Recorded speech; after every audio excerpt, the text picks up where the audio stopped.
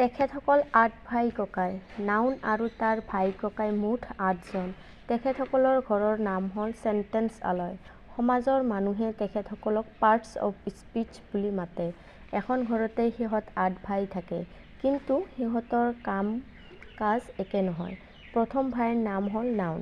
তাৰ কাম হ'ল সকলো বস্তুৰ নাম কোৱা। ঘৰত যি যি বস্তুৰ দৰকাৰ, যেনে শাক-পাচলি, মাছ, মাংস ইত্যাদি। দ্বিতীয় ভাইৰ নাম হ'ল প্ৰনাউন। নাউন ঘৰত নাথাকিলে সি নাউনৰ কাম কৰি দিয়ে।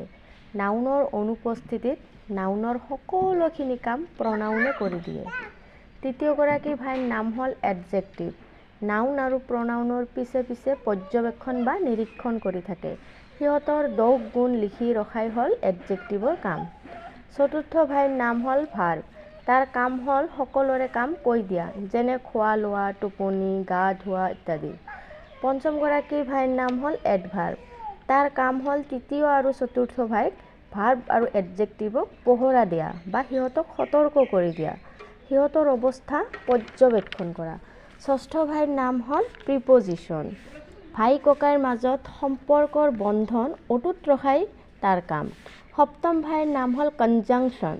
তাৰ কাম প্ৰিপজিশ্যনৰ কামতকৈ ডাঙৰ। সি এটা ফেমিলিৰ লগত অন্য এটা ফেমিলিৰ আত্মীয়তাৰ সম্পৰ্ক বজাই ৰাখে আৰু তেওঁলোক সকলোৱে মিলি এখন ঘৰত নিমন্ত্ৰণ খায়। Sentence plus sentence. অষ্টমগৰাকী ভাইৰ কামটো খুবেই আমোদজনক। তাৰ নাম হ'ল ইণ্টাৰজেকশ্যন।